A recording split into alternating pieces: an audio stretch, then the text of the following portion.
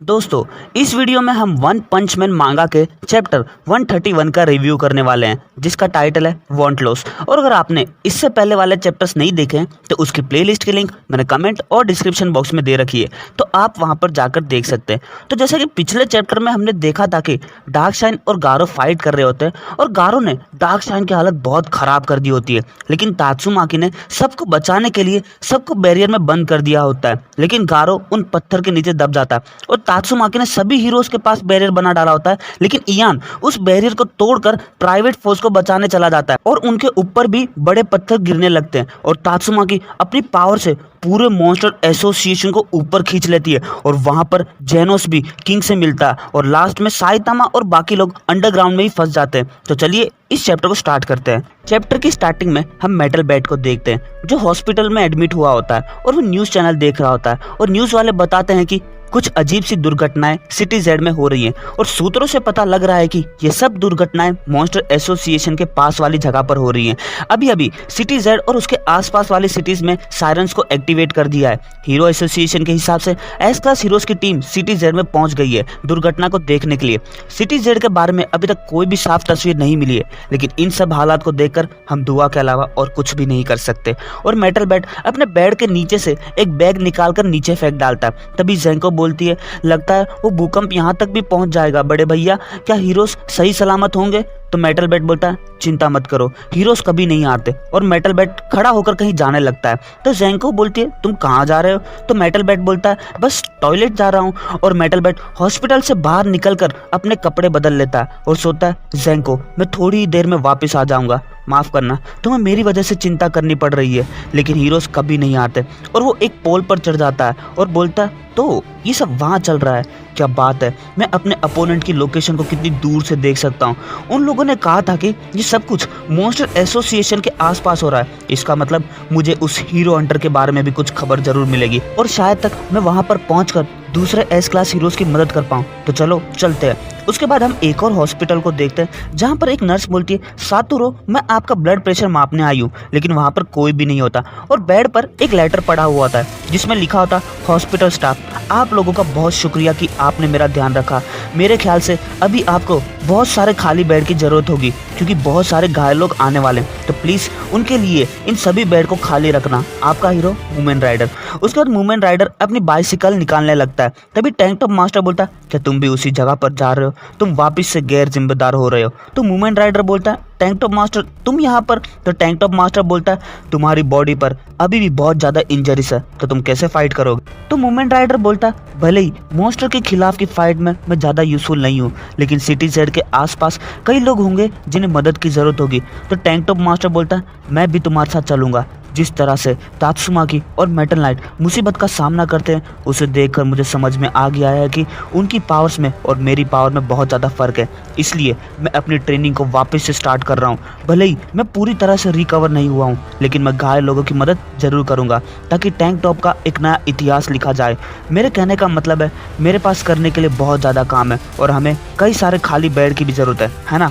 तो movement rider बोलता है, कितनी अच्छी बात है, तुम भी मेरे साथ चल रहे हो, लेकिन मैं तो एस क्लास हीरो का सपोर्टर ही हूँ, उससे ज़्यादा मेरी और कोई पहचान नहीं है। तो टैंक टॉप मास्टर बोलता है, खुद को इतना छोटा मत समझो, तुमने अपने दिल में टैंक टॉपर को पहन लिया है, तुम एक बहुत ग्रेट टैंक टॉपर हो। हीरोज की रैंकिंग दिखावे के अलावा और कुछ भी नहीं है और अब तुम टैंक टॉप का हिस्सा बन गए हो। तो मूवमेंट राइडर बोलता है, मुझे कुछ समझ में तो नहीं आ रहा, लेकिन मैं तुम्हारी बातों का मतलब समझ सकता हूँ, तुम्हारा शुक्रिया, चलो अब चलते हैं। जस्टिस की bike revive stand up pedalling mode और वो दोनों भी मॉन्स्टर एसोसिएशन की तरफ बढ़ने लगते हैं। उसके बाद कोई बोलता, सिर्फ एक हार की वजह से हम टैंक टॉप को अपने दिल से गिरने नहीं दे सकते, और यही चीज हमारे मास्टर ने टैंक टॉप टैकल से बताई है। देखो इस छेद को कितनी बखूबी तरीके से बंद किया है, इसमें कोई भी छेद नहीं है। इससे हमें ये सीखने को मिलता है कि हमारे टैंक टॉप रिश्तों में भी छेद नहीं होने चाहिए। ये एक मैसेज है कि एक हार हमारा मनोबल नहीं तोड़ सकती। और वो लोग टैंक टॉप मास्टर के स्टूडेंट होते हैं और एक साथ चिल्लाते हैं। तभी वहाँ पर एक नर्स आ जाती है और उन्हें चुप रहने के लिए बोलती है। उसके बाद वहाँ पर टैंक टॉप गर्ल आ जाती है, जो उन सबको अलग रूम में ले जाती है और बोलती है, मास्टर और मूवमेंट राइडर यहाँ से निकल चुके हैं और मूवमेंट राइडर के बेड पर तो एक चिट्ठी भी मिली है और मास्टर भी उसके साथ निकल गए क्योंकि उन दोनों का बेड पास में ही था। तो दूसरा स्टूडेंट बोलता है, क्या वो हमें बिना कुछ बताए चले गए? उन्होंने तो हमारे साथ परायों जैसा व्यवहार किया है। तो टैंक टॉप गर्ल बोलती है, लगता है उन्हें हमसे ज्यादा उम्मीद नहीं थी। तो वो स्टूडेंट बोलता है वैसे हम में से आधे लोग तो टैंक टॉप छोड़ने वाले हैं क्योंकि हीरो हंटर ने हमारी हालत बहुत खराब कर दी थी। तभी कोई बोलता बेवकूफो ये तुम क्या बातें कर रहे हो। तो वो स्टूडेंट बोलता लेकिन टैंक टॉप डॉक्टर। तो टैंक टॉप डॉक्टर बोलता तुम लोग जानते हो मास्टर हमेशा ये टैंक टॉप ही क्यों पहने रखते हैं, ताकि उनकी पीठ बिल्कुल साफ दिखे। दूसरे शब्दों में कहूँ उनकी पीठ दिखाने का मतलब होता है कि मुझे फॉलो करो और सीखो। और सब लोग ये सुनकर शौक हो जाते हैं और बोलते हैं तो ये है इसके पीछे का सीक्रेट। भले ही उन्होंने ये बात अपने मुंह से ना कही हो लेकिन उनके कपड़े हमें सब बताते हैं। अरे यार मुझे ये सब बात बिल्कुल पता नहीं थी, मैं अभी भी नौ सीखा हूँ।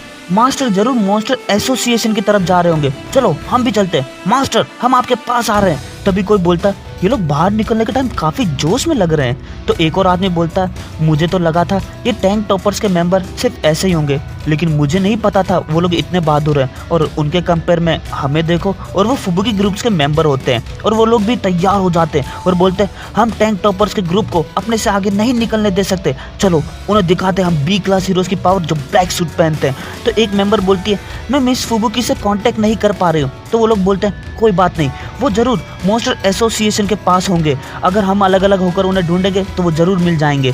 और वो लोग भी मॉन्स्टर एसोसिएशन के लिए निकल जाते हैं। और जैसे ही ये सारी बातें लाइटनिंग मैक्स और स्नेक को पता चलती है तो वो लोग बोलते हैं हम भी यहाँ पर चुपचाप नहीं बैठ सकते, चलो चलते हैं। और वो लोग भी जाने लगते हैं और छरांग को हॉस्पिटल में बैठकर केले खा रहा होता है और सोचता है ये लोग कितनी आवाज कर रहे हैं। उसके बाद हम मार्शल आर्ट्स चैंपियनशिप के कुछ मेंबर्स को देखते हैं। तो मिंग मिंग बोलती है हमें भी अपने मार्शल आर्ट्स का कमाल दिखाना होगा। तो जैकोस बोलता बिल्कुल सही कहा, लेकिन जैसे ही वो लोग गोकेत्सु के बारे में सोचते हैं तो वो लोग डर जाते हैं। तभी कोई बोलता है मुझे ये बात कहना पसंद नहीं है लेकिन अभी हमारा टाइम नहीं आया है। और वो सीरियो होता है। तो मिंग मिंग बोलती है हम लोग भी उन हीरोज की तरह फाइट कर सकते हैं। और सीरियो उसके हाथ में वेपन्स को देखकर सोचता है ये तो बहुत सारे हथियार हॉस्पिटल के अंदर लेकर आ गई है। और बोलता है तुम्हारे मार्शल आर्ट का नाम पाम बेल फिस्ट है ना, जिसमें तुम्हें इतना शांत रहना होता है कि तुम्हारे इन सर की घंटियों से आवाज नहीं आनी चाहिए, लेकिन तुम्हारी ये बेल कब से आवाज कर रही है। मैं सिर्फ इतना कहना चाहता हूँ अभी तुम मॉन्स्टर से फाइट करने की हालत में नहीं हो, और अगर इस हालत में हम वहाँ पर जाएंगे तो हम सिर्फ हीरोज के लिए मुसीबत बन जाएंगे। हमें पहले बहुत हार्ड ट्रेनिंग करके स्ट्रॉन्ग बनना होगा।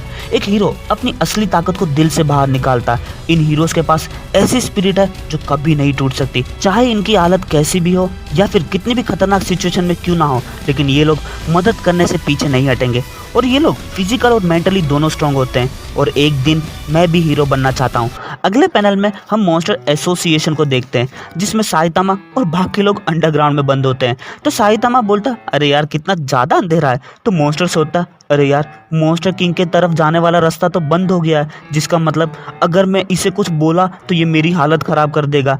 मेरा नसीब अच्छा है जो वो मुझे अंधेरे में देख नहीं सकता। तो अब मेरी बारी है, मैं उस पर पीछे से अटैक कर डालूंगा। और जैसे ही वो एक पत्थर उठाता है तो उसके नीचे से फ्लैश ही फ्लैश निकलता और अचानक उस मॉन्स्टर के आंख से लाइट निकलने लगती है। तो साइतामा बोलता ओ तुम यहाँ पर हो, लेकिन ये क्या है, क्या तुम अपनी आंखों से लाइट निकाल सकते हो। और वो मॉन्स्टर सोता डर के कारण मेरी आंखें चमकने लग जाती है। तो फ्लैशी फ्लैश बोलता तुम काम के लगते हो। जो भी हो सिचुएशन पहले से ज्यादा बदतर हो चुकी है और मुझे ऐसा लगता है इस भूकंप के कारण दूसरे हीरोज भी कहीं बहुत बुरी तरह से फंस गए होंगे, इसलिए जितना जल्दी हो सके हमें लड़ाई के मैदान में पहुंचना होगा। तो साइतामा बोलता हाँ तो जल्दी बाहर निकलो। तो फ्लैशी फ्लैश बोलता मैं बहुत अजीब तरीके से इन पत्थरों के बीच में दबा हूं, अगर मैं थोड़ा सा भी गलत हिल गया तो शायद तक ये सारे पत्थर हम पर गिर जाएंगे। अगर ये कोई नॉर्मल सिचुएशन होती तो शायद तक मैं कब का बाहर निकल जाता, लेकिन अभी तुम्हें इन सब पत्थरों को मुझ पर से हटाना पड़ेगा।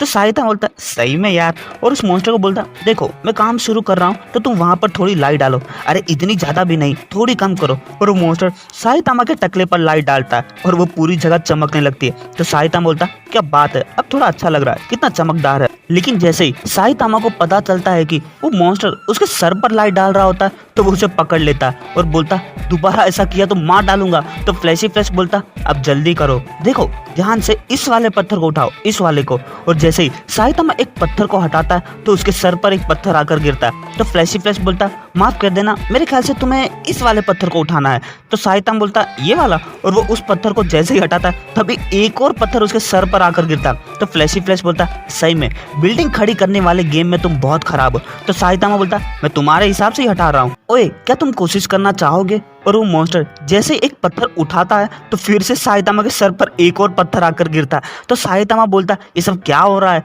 तो वो मॉन्स्टर बोलता देखने से ऐसा लग रहा है कि हम दोनों को एक साथ पत्थर निकालने होंगे, तभी ये जगह बैलेंस रह पाएगी। और वो दोनों मिलकर पत्थर निकालने लगते हैं। तो साइतामा बोलता, तुमने बिल्कुल सही कहा था आई बॉल। तो फ्लैशी फ्लैश बोलता, तुम्हारी आंख बहुत काम की है। तो वो मॉन्स्टर बोलता, ये आई बॉल क्या लगा रखा है, मेरा नाम मोनेको है। तो फ्लैशी फ्लैश बोलता, इससे क्या फर्क पड़ता है। तो साइतामा बोलता, मोनेको, लेकिन ये नाम किसी लड़की की तरह नहीं लग रहा। तो मोनेको बोलती है, माफ करना, लेकिन मैं एक लड़की ही हूँ। वैसे मिस्टर, तुम्हारा क्या नाम है। तो साइतामा सोच में पड़ जाता और बोलता, केप बाल्डी।